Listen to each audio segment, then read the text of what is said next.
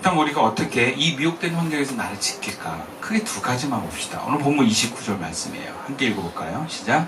이와 같이 너희가 이런 일이 일어나는 것을 보거든 인자가 가까이 곧 문 앞에 이를 줄 알라.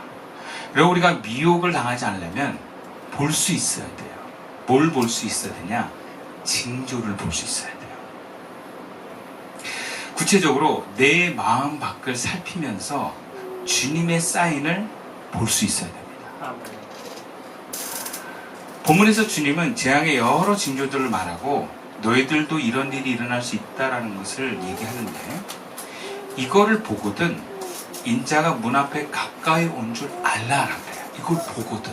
그러니까 이걸 볼 수 있어야 되는 거예요. 그럼 이걸 보려면 어떻게 되겠습니까? 내 마음의 밖에 관심을 가져야 돼요. 그럼 굉장히 정신적으로 상처가 많고 우울증에 걸려있고 뭔가 여러 가지 어떤 자기 안에 계속 빠져있는 친구들 정신과에서 상담을 하면 숙제를 내줍니다. 그 숙제가 뭔지 아세요? 병원에서 여기까지 올 때까지 뭘 봤어요? 물어봐요. 그걸 적어보라 그래요. 근데 우울증에 걸린 애들은요 생각이 안 난대요. 자기 마음만 계속 생각하다가 오니까. 그래서 다음부터 올 때는 뭘 보고 왔는지 얘기해 주세요. 그래서 계속 시선을 밖으로 돌리는 치유를 합니다. 그래서 자연광경을 보고 올 때 강아지를 봤어요, 뭘 봤어요 이렇게 하거든요. 근데 내면에 상처가 많고 우울증 걸리고 이런 친구들은 밖을 안 봐요. 네. 그러니까 심하면 이제 중독 거기에 이제 병이 되는 거죠. 그러면 자꾸 여러분 마음 밖을 볼 생각을 하셔야 돼요. 그리스도인들은 내가 좀 두렵고 힘들다 하더라도 자꾸 밖을 보셔야 돼요. 그리고 밖을 볼 때 물리적으로 눈에 보이는 것만 보는 게 아니라 영적으로 하나님이 일하신 걸 자꾸 보려고 하셔야 돼요. 하나님은 어떻게 간섭하시고 하나님은 어떻게 역사하는지. 여러분 어떤 사람이 미혹에 빠지는지 아십니까? 자기 마음에 꽂혀있는 사람이 미혹에 빠집니다. 내가 행복하려고 하고 내가 두려움에서 벗어나려고 하고 내가 더 이상 뭔가 이런 걸로 걱정하고 싶지 않은 사람들에게 미혹의 영이 옵니다. 자꾸 밖으로 여러분의 시선을 돌리셔야 돼요. 이 사람은 어떨까? 세상은 어떨까? 그리고 이것에 대해서 하나님은 어떻게 역사를 할까? 어떻게 섭리를 할까? 그러니까 뉴스를 보면서 기도를 하고 저도 굉장히 궁금했거든요. 미국에서 한국인 노동자가 이제 300명 정도가 잡히고 이제 그곳에는 막 이슈가 됐을 때 얘네들이 미치지 않고서 왜 이런 일을 할까? 막 여러 사람들이 있는데 또 우리 교인이 보내준 것도 또 참고하면서 이래서 미국 사람들이 이렇게 또 하는구나 라고 하는 시야가 좀 열리더라고요. 그런 것처럼 우리가 그런 밖에 일어나는 사건들을 보면서 좀 더 내가 객관화할 수 있는 어떤 시선들이 생겨나야 됩니다. 그리고 더 나아가서는 이것에 하나님이 어떻게 역사할까지도 볼 수 있어야 돼요. 그래서 시선이 자꾸 밖으로 향하고 내 마음 밖에 관심을 가질 때 여러분 우리는 미혹의 영에 대해서 알게 모르게 나를 방어하게 됩니다. 그래서 그거를 딱 보고 뭔가 찜찜하다? 왜 이런 일이 일어나지? 이거 하나님께 물어봐야 되겠다. 이렇게 할 수 있는 거예요. 자기 마음에 꽂혀있는 사람이 이런 일들 하도 뭐 그런가 봐요 하고 그냥 넘어가요. 근데 뭔가 이렇게 바깥으로 예민한 사람들은 그냥 안 넘어가요. 저도 이제 우리 교회가 제가 예전에 지난주에 그랬잖아요. 우리 교회 건물 월세 내고 들어갈 뻔했다고. 그 당시 정말 그 다음날 계약하려고 그랬거든요. 근데 그때 조건이 뭐였냐면 이 건물의 파티션이 너무 저는 불편하더라고요. 거기 막 방을 막 여러 개를 만들어 놔가지고 그래서 주인 보고 파티션 치워달라고 그랬어요. 그럼 계약하겠다. 근데 그 자리에서 전화했더니 치워주겠다 그랬어요. 그럼 계약하자. 그 다음날 아침에 계약하기로 했는데 전화가 왔어요. 아침에 주인이 파티션을 못 치워주겠다는 거예요. 그날 저녁에 전화했구나. 그럼 저녁에 주인이 파티션을 못 치워주겠다고 한 거예요. 그래서 일단 그럼 일단 넘어갔죠. 바로 거절은 못하고. 근데 찜찜한 거예요. 그래서 여기는 계약하면 안 될 것 같은 느낌이 거의 밤을 새면서 기도하면서 마음이 불편했어요. 그래서 좀 아침에 제가 연결해 주시면 전화해서 그냥 못할 것 같다, 미안하다, 다 도장까지 맡겼었거든요. 취소해달라. 그분도 좀 민망했겠죠.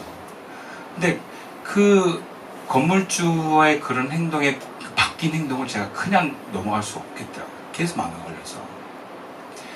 그 두 번째로 우리 교인 중에 한 명이 또 저기 목동에 지하교회 또 이렇게 딱 알아보셔가지고 보러 가기로 했어요. 아신 분은 아실 거예요. 근데 제가 우리 용인에서부터 목동 가는데 길이 그렇게 어렵진 않는데요. 제가 30분을 헤맨 거예요. 예. 제가 원래 TJ라 뭐 계획하고 잘 가거든요. 근데 막 그날따라 막 이상하게 길을 잘못 드는 거예요.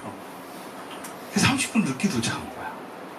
그런데 부동산 업주하고 우리 교인이 되게 떡더름한 얼굴로 나보고 목사님 안 봐도 돼요? 그러는 거예요. 왜 그러냐 그랬더니 들어가서 봤는데 너무 좋았다. 교회 막 건물도 그대로 있고, 교회 건물이었거든요, 지하에. 근데 막 좋다고 막 사진 찍고 있는데 그 교회 집사님이 청소하시러 그 시간에 온 거야. 그랬더니 당신도 뭐냐고 막 그러면서.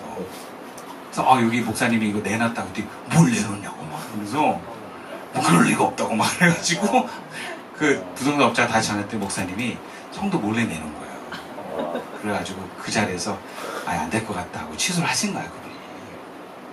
그러니까 그분이 그때 안 나타났으면 우리 계약했을지도 모르죠. 근데 저는 그게 되게 찜찜한 거예요.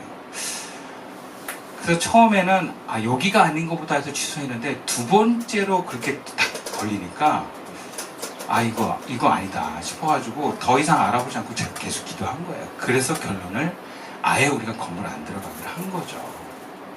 만약에 그런 사인들을 제가 무시했더라면 저는 끊임없이 교회를 얻어내려고 했을 거고 결국엔 얻습니다. 그렇게 되면 결국엔 언젠가 들어가요.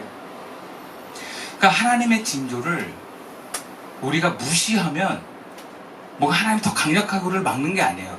그냥 딱 놔버려요. 성경에도 그런 일들이 있습니다. 발람 선지자라는 사건이 그랬고, 뭐 어떻게 보면 다윗과 솔로몬도 그런 과정을 다 거칩니다. 하나님이 막아줘요. 발람 선지자가 이 발락이라고 하는 왕이 이스라엘 저주하려고 불렀을 때 이 불칼을 든 천사를 나귀가 보게 가지고 못 가게 합니다. 그래서 막 나귀를 막 때리는데 나귀가 입을 열어가지고 주인님 내가 언제 그런 줄 봤어요 막 이래가지고 깜짝 놀라가지고 하나님이 그걸 원치 않는다는 걸 선지자가 알거든요. 그런 사건들, 하나님 막으신 사건들이 성경에 곳곳에 있어요. 예를 들어서 다윗도 밧세바를 이제 어떻게 보면 취하고 그 남편이었던 우리아를 임신한 사실을 숨기려고 우리아를 전쟁에 있는 그 우리아를 불러다가 밧세바랑 같이 잠을 자게 해서 마치 그들의 아이인 것처럼 속이려고 꾸몄어요. 그런데 우리아가 충신이라 나의 부하들은 저 전쟁에서 죽어가는데 내가 어찌 집에 가서 쉬려고 성 밖에서 성 문지기들하고 그냥 밤새 버려요. 그래가지고 다윗이 결국 우리아를 죽이거든요. 근데 그때 그런 우리아를 보면서 내가 그런 술수를 쓰지 않고 하나님을 받다면 어땠을까? 이런 사건들이 사실은 성경에 되게 많아요. 하나님의 사람들이 죄를 짓지 않게 하나님이 막아주는 징조들이 있습니다. 근데 그걸 무시하면 죄 가운데로 들어가는 거예요. 그래서 여러분 우리가 미혹당할 때도 그냥 당하지 않습니다. 하나님이 뭔가 사인을 줘요. 조심하라고 경고합니다. 그럴 때 그걸 알아차릴 수 있는 사람, 깨어있는 사람이 그래서 중요합니다. 그래서 두 번째로 우리가 미혹에 빠지지 않으려면요, 깨어있어야 돼요. 영적으로 깨어있으십시오. 설교에도 깨어있으셔야 됩니다. 오늘 본문에 이 깨어있을 말이 뒤에 3번이나 반복됩니다. 33절에 주의하라, 깨어있으라, 그때가 언제인지 알지 못합니다. 35절, 그러므로 깨어있으라, 집주인이 언제 오는지, 혹 저물 때인지 밤중일지 다구울 때일지 새벽일는지 너희가 알지 못합니다. 37절, 내가 너에게 하는 말은 모든 사람에게 하는 말이다, 깨어있어라. 성경에서 2번만 만족해도 강조거든요. 3번이나 강조합니다. 반복해서 얘기합니다. 종말의 때를 살고 있는 우리들에게 하시는 말씀입니다. 깨어 있으십시오. 정신 차리고 깨어 있으십시오. 이것은 영적으로 무감각에 빠지지 말고 주님이 다시 오시든 언제든 내가 준비된 마음을 가지라는 것입니다. 그러면서 마냥 두려움으로 종말을 기다리는 것이 아니라 적극적으로 나에게 주어진 사명을 감당하면서 하나님 나라를 세워갈 그 사명에 순종하며 나아가라는 것입니다. 남편 사랑받고 자녀 잘 자라고 대학 잘 들어가고 시집장가 잘 가서 노후 대비 잘하고 내 집 장만하고 건강하게 살려는 삶의 목적을 뛰어넘으라는 거예요. 그렇다고 노심초사하고 초조하게 두려움으로 깨어있으라는 것이 아닙니다. 하나님의 빛 안에서 나와 세상을 보라는 거예요. 낮에 눈으로 낮에 이렇게 막 다 보이는 시선으로 세상을 보라는 것입니다. 그래서 교회는 함께 말씀으로 깨어있고 기도로 주님과 교제하면서 그 길을 걸어가라고 주님은 우리에게 말씀하고 있습니다. 여러분 깨어있습니까? 깨어있으면 어떠한 여러분의 삶의 어려움과 문제가 와도 능히 이겨나갈 줄 믿습니다. 제가 지난 수요일에 우리 둘째를 데리고 큰 병원을 갔어요. 근데 제가 되게 예민해지더라고요. 알았어요. 내가 이 과거에 들어갔던 그 어떤 스트레스가 몸은 알고 있구나. 제가 좀 그 주간에 기도를 그래서 좀 신경 써서 많이 했어요. 당일날도 아침에 계속 기도하고 하나님 은혜를 달라고. 그리고 이제 가게 됐는데 여전히 병원 가는 건 익숙하지 않습니다. 특별히 자녀를 데리고 가는 큰 병원은 편안하지 않습니다. 그래서 막 침이 말라요. 정말로. 제가 긴장하면 침이 마르거든요. 근데 이제 병원에 들어갔는데 생각보다 그런 느낌이 있어요. 순조롭게 일이 잘 진행된다. 이런 느낌. 병원에서 거기 주차 공간에 협소하니까 일찍 오십시오. 그래서 30분 일찍 갔는데 생각보다 차가 너무 많은 거예요. 그래도 주차 자리 헤매지 않고 20분 안에 주차를 해서 들어갔는데 뭔가 잘 이렇게 안내를 받았습니다. 의사 선생님도 만나는데 좋은 분 같아요. 아이들을 상대해서 그런지 참 친절하게 또 한편으로는 유머스럽게 이렇게 얘기를 하시면서 앞으로의 계획을 잘 설명해 주시더라고요. 그러니까 그때 주님이 함께 하시는 걸 느낄 수 있었어요. 그게 다 느껴져요. 간호사가 우리를 대하는 태도, 그리고 어떤 진료의 방향, 그리고 사진 찍었을 때 뭐 이런 여러 가지들이 주님의 도움의 손길이 느껴지더라고요. 물론 그렇다고 기적이 일어나지는 않았습니다. 그 선생님이 앞으로 치료 안 하셔도 됩니다. 이대로 하면 좋아질 겁니다. 너무 걱정하지 마세요. 이런 말 안 했습니다. 결국에는 이제 이 교정기라는 걸 차야 되고 힘든 시간을 또 우리가 겪어야 됩니다. 그 아이가 뭔가 그 시간을 겪어내려면 부모가 또 함께 해야 되는 그런 어려움이 있습니다. 그래서 그게 좀 마음이 무겁기도 했지만 금방 은혜가 왔어요. 저도 그러고 보니까 어렸을 때 약을 참 많이 먹었어요. 저희 형은 굉장히 건강했거든요. 저희 형님이 좀 성격이 좀 포악하고 좀 단순무직해서 그렇지 몸은 진짜 건강하셨어요. 근데 저는 성격은 온순한데 몸이 참 약했어요. 어렸을 때 약을 참 많이 먹었어요. 알약을 제가 굉장히 잘 먹습니다. 어렸을 때 그걸 먹던 훈련이 있어가지고. 그 옛날에는 약 무지막지하게 지어줬거든요. 항생제 막 그냥 이만큼 지어줬어요. 굉장히 많이 먹었어요, 저는. 그러다 보니까 제가 운동을 일찍 시작했어요. 형은 건강한데 난 맨날 약하고. 그러다 보면 막 맞기도 하고 그래서 안 되겠다. 내가 살아남아야 되겠다 해서 태권도 시작한 거예요. 그 무예기를 그래서 제가 입문하게 된 겁니다. 형한테 안 맞으려고. 좀 이렇게 막으려고. 그러다 보니까 지금 이제 운동이 몸에 배서 제가 볼 때 저희 형보다 제가 더 건강해요. 보니까 운동도 제가 더 규칙적으로 하고 있고요.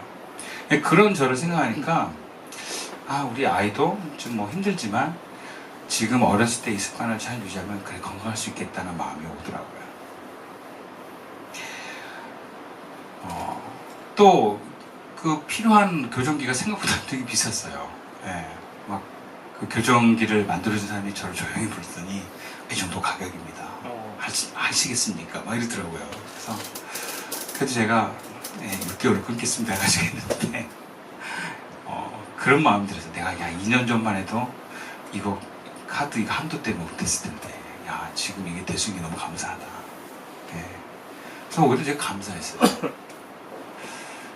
그러니까 주님이 하시니까 제가 어려움을 피해간 게 아니라 다 왔지만 자 감당이 되더라는 거예요. 예. 할 수 있겠다라는 마음이 들더라는 거죠. 그리고 우리 아이도 그것에 대해서 크게 좌절하지 않고 한번 해보겠다라는 힘이 생기더라는 거예요. 그리고 제가 그런 마음에서 계속 주님 앞에 기도할 때 주님이 생각나게 하고 말씀을 주시는 것 같았어요. 여러분, 우리가 주님과 함께 한다는 건 바로 이런 것입니다. 어려움이 없다라는 게 아니에요. 어려운 가운데서 주는 우리에게 말씀하신다는 것입니다. 말씀을 마칠게요. 저와 여러분은 선택받은 사람들입니다. 주님이 특별히 선택받은 사람들은요, 어려운 환경에 오지 않는 특권이 아니라 어려움이 와도 환난이 와도 주님이 떠나지 않으시는 특권입니다.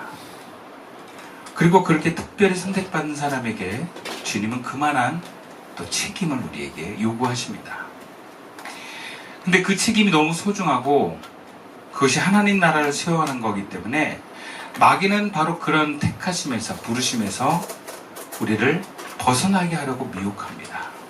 여러분 정신 차리고 깨어납시다. 우리 모두가 함께 깨어 있읍시다. 그래서 주님의 부르심에 늘 응답을 하면서 저와 여러분이 함께 서로를 권면하면서 우리 교회 전체가 깨어서 주의 뜻을 이뤄나갈 수 있는 우리 시선교회 될 수 있기를 주님의 이름으로 축원드리겠습니다. 기도드리겠습니다. 은혜와 사랑이 많으신 하나님, 우리를 택하여 주셔서 감사합니다. 우리를 어떠한 상황에도 우리를 버리지 않으시고 떠나지 않으시며 함께하여 주시고 말씀하여 주신 주님을 찬양합니다. 우리가 주님을 따라가는 삶을 살지만 어떤 이유로든 잘 알 수는 없지만 개인적인 종말에 가까운 고난과 재앙을 만나기도 합니다. 삶의 바람과 기대와는 다르게 어려움을 겪습니다. 그럼에도 그 순간에도 주님은 우리와 함께 주심을 감사드립니다. 주님이 우리와 함께 계시면 어떠한 재앙과 고난에도 이겨나갈 줄로 믿습니다. 오히려 미혹을 조심하게 하여 주옵소서.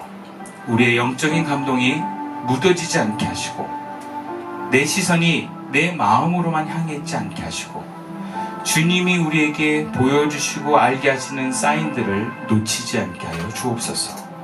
징조를 볼 수 있는 영적인 눈이 떠지게 하시고 구체적으로 주님과 동행하여 주님의 소리를 듣고 나갈 수 있도록 도와주십시오. 우리의 신앙이 아브라함처럼 모세처럼 하나님과 친밀하게 하시고 주님을 아바 아버지라 부르며 주님 안에서 살기를 소망합니다. 내 가정과 내 마음의 애고와 안정의 평화가 아니라 그것을 넘어서서 오직 하나님 나라를 세워가며 많은 사람들을 하나님께로 인도하는 삶으로 세상을 절망 가운데 빠져있는 사람들을 건지는 삶으로 우리가 관심을 갖고 나아갈 수 있도록 도와주시옵소서. 그러기에 우리 시선교회 교인 모두가 정신을 차리고 깨어있어 주의 음성에 귀를 기르며 함께 종말과 같은 오늘의 세대를 감당하며 나아가도록 도와주시옵소서. 귀하신 예수님의 이름으로 감사하며 기도드립니다.